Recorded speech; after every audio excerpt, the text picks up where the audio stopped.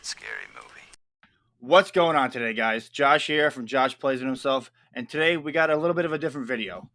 Today we got Futekigo Studios, we got Derek Dalton and CJ Bragg. How you guys doing? Oh, pretty good. How about you?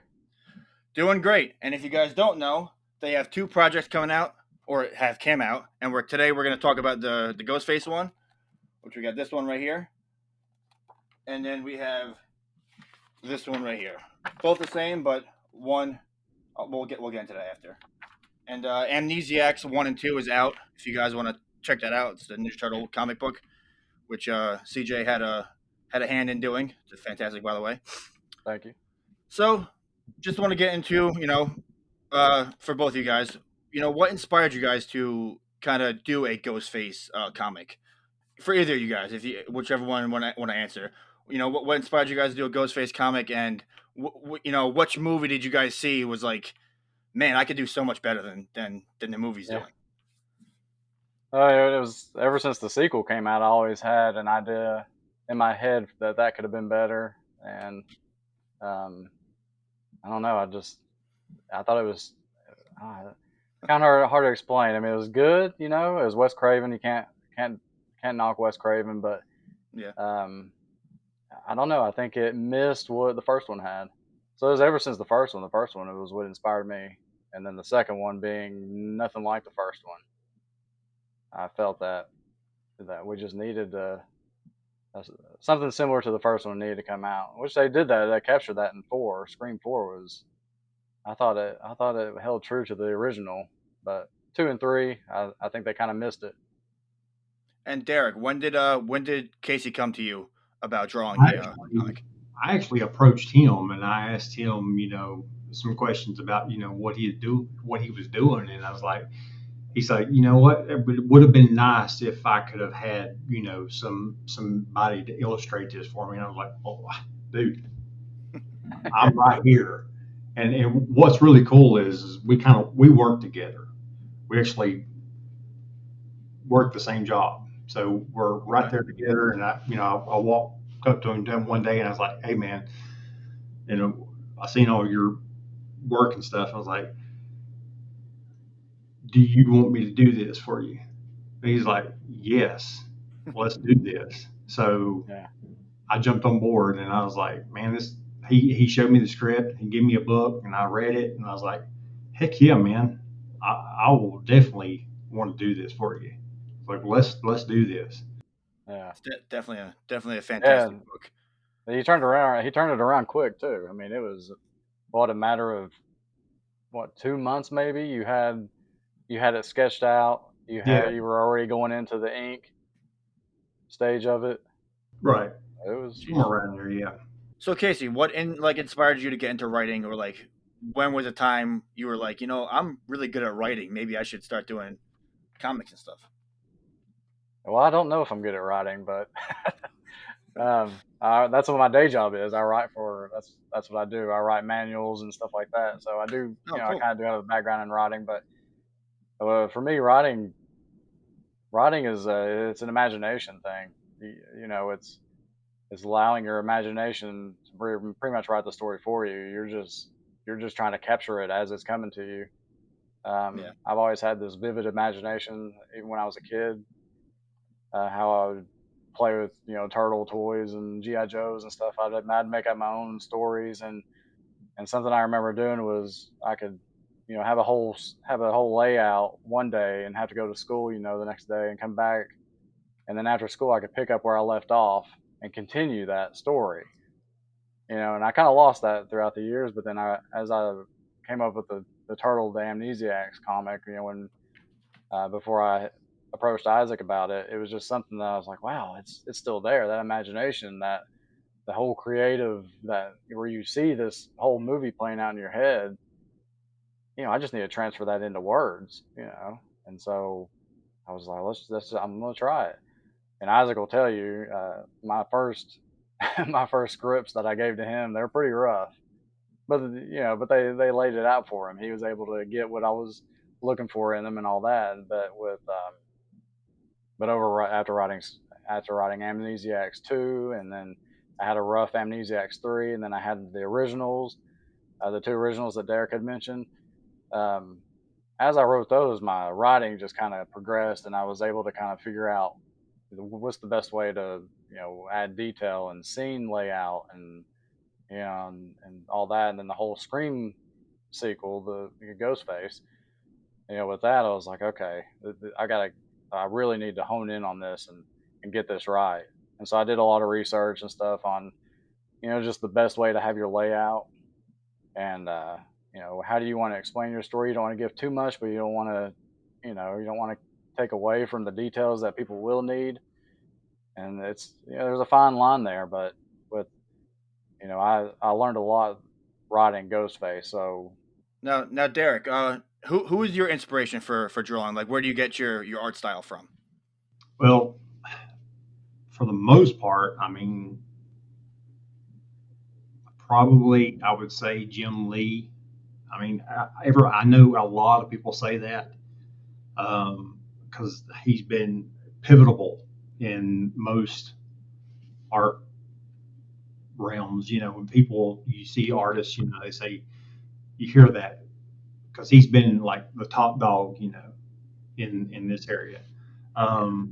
But Angel Medina is Okay. probably another guy that I look at because I've been a huge collector of Spawn comic books ever since I ever since I was young. So probably golly, obviously Todd McFarlane. Of But course. his style is really kind of weird.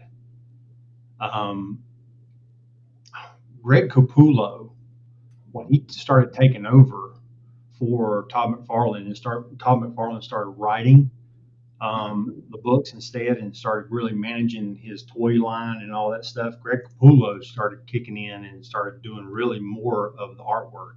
So his style is really like, where I started leaning toward. I probably never will reach that kind of status, Like I said, I've played around over time, ever since I was little, with Yeah. doing different things here and there. But it's a blend of different styles. Like David Finch, he's another one. Hmm.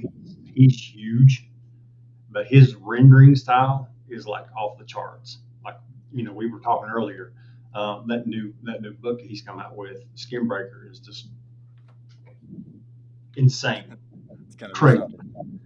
Because I was gonna But say the artwork is kind of like '80s independent, like Mirage style, right, like artwork. Casey, yeah. did you have any input on that? Like, did you tell Derek like you're kind of going for this, or that was all free reign for him?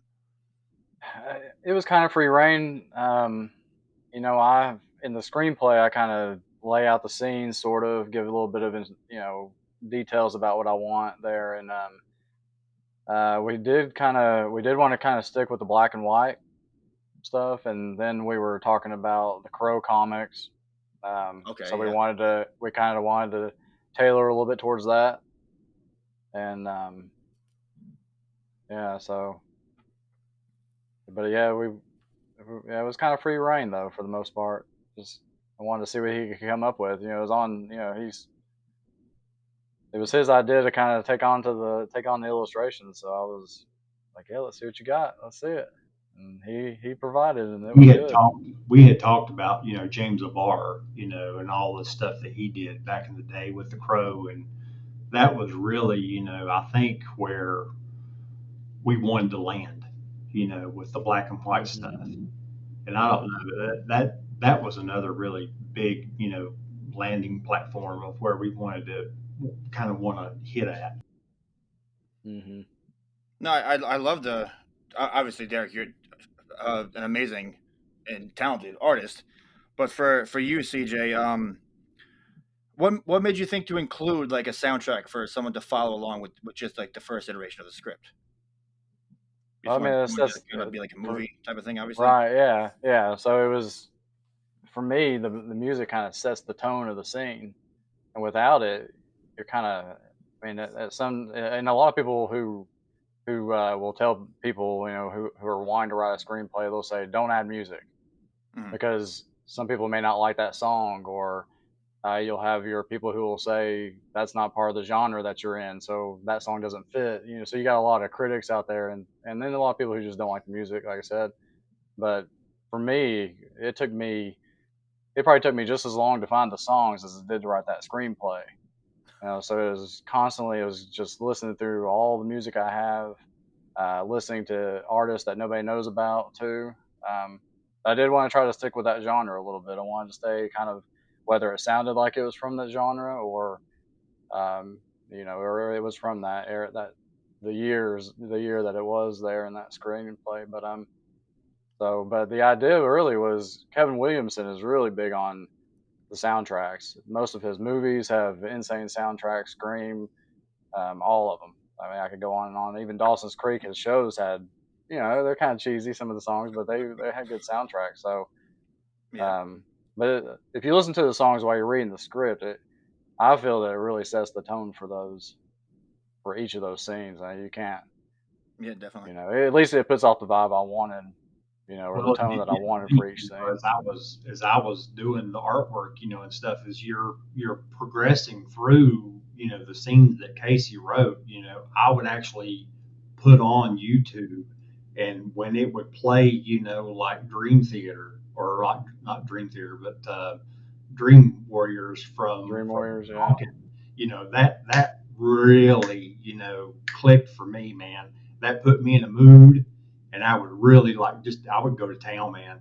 That was like fuel for me. So it really set the tone, just like he said, that set the tone, man, for the whole thing. hmm Yeah. Yeah, definitely. Yeah, my favorite scene and song pair up, or combination, is when, and of course we haven't done the comic yet for it, but in the screenplay, is when Johnny's in the car and he's with Olivia. If you've read that, that's sort of towards the end or near the party. But Mhm. that the song that I have there called "Ghost," that's that sets that scene up That's the really tone well, for I that. think. Yeah, Now, obviously, people that would be reading this would be either horror fans or Ghostface Scream fans. Why should people choose your comic instead of 2 through 6 or whatever it is? that's a good question. I mean, it's an alternative story. For one, it gives you a different perspective of what could have been. The idea of a lost sequel is the fact that is kind of looking at the Blair, like the way the Blair Witch did it. It made it as, the Blair Witch everybody thought was real. I thought it really happened. So this isn't that same thing, but in a sense, it's that we wanted to push it as a screenplay that the studio had. They had it. They were going to go with it, and then it got lost. So we were going to, if we were to ever become, famous or whatever, and they needed a backstory for this, like, why are they coming up with another sequel? We already had a Scream 2. You guys are on your So way. Trust me on that one. yeah, yeah. So the studio we could give that to the studio and say, hey, look, you may have came up with a sequel, but this is a lost sequel. So who's to say you didn't have this? It got lost, and you were like, oh, what are we gonna do?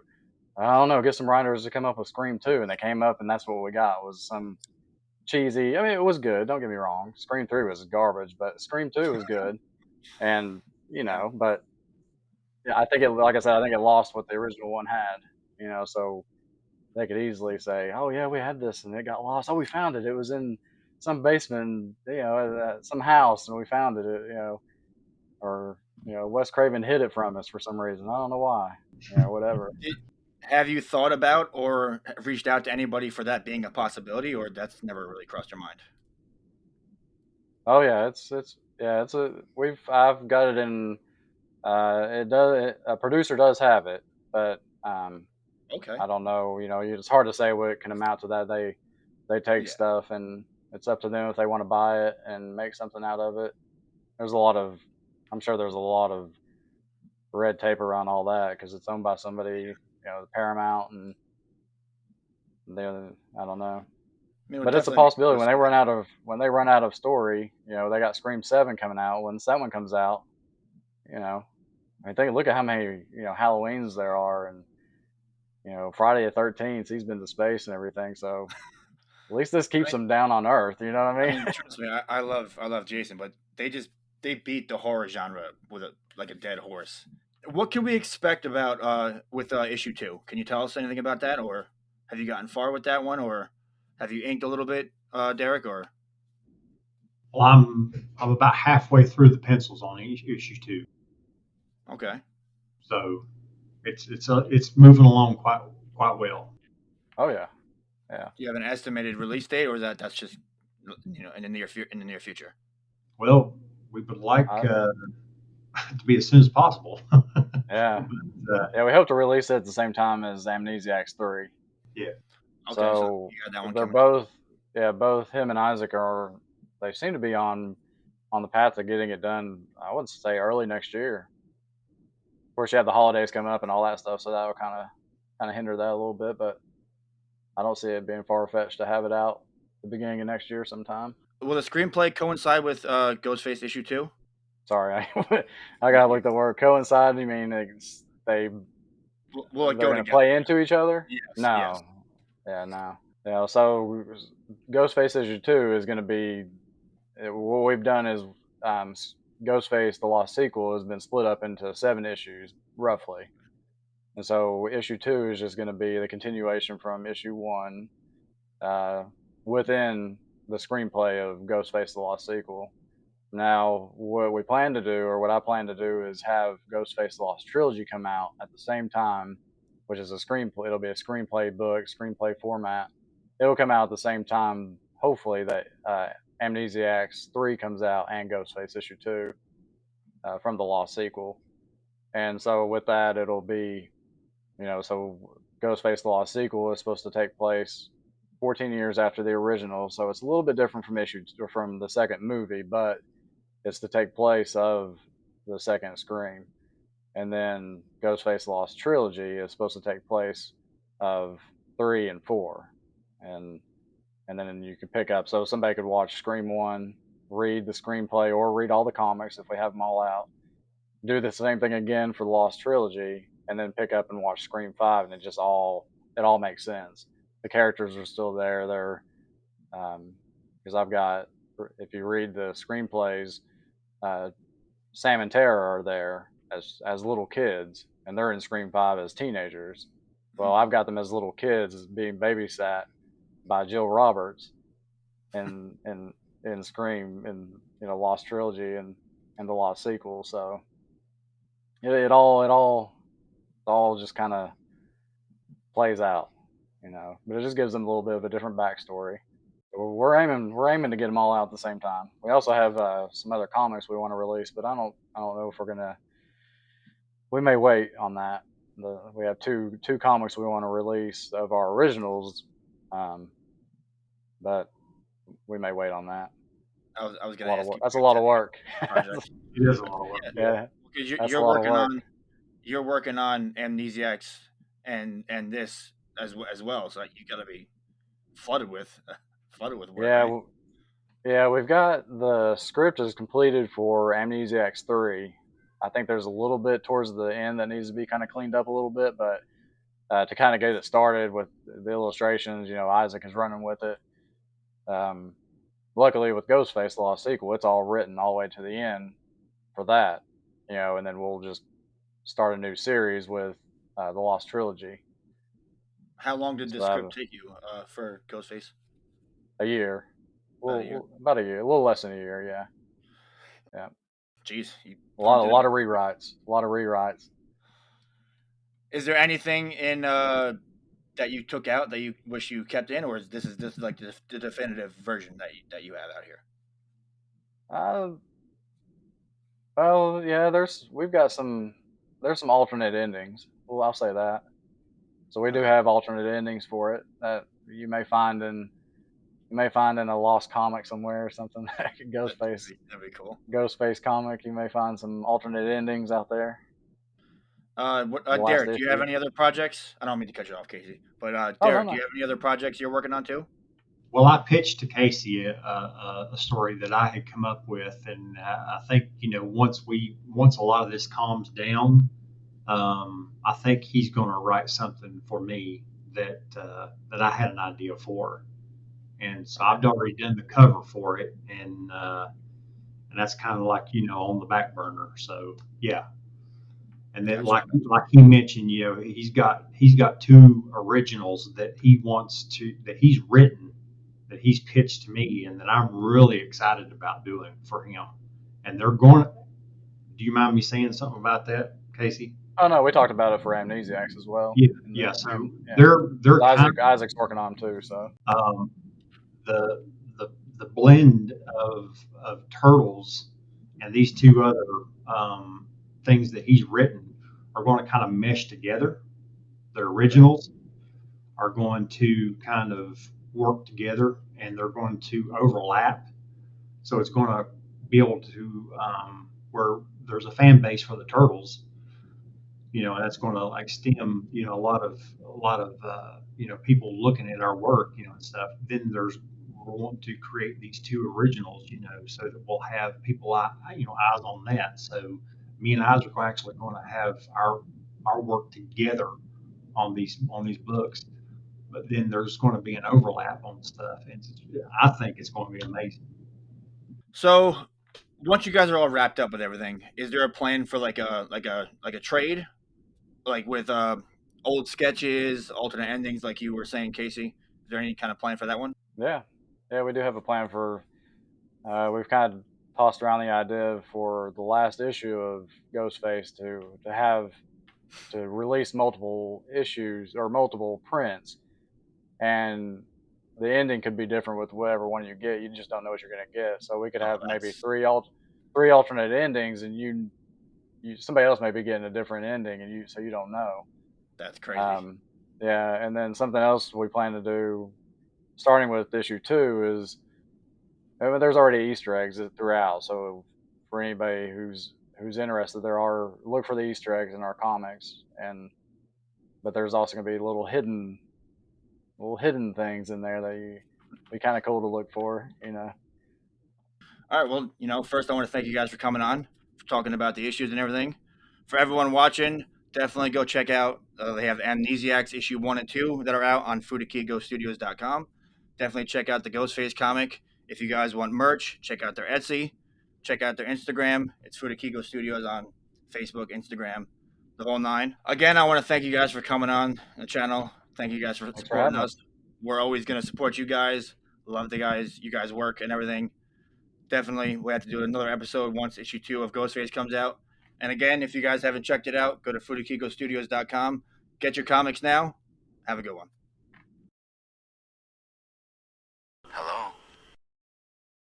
Who is this? What's your favorite scary movie?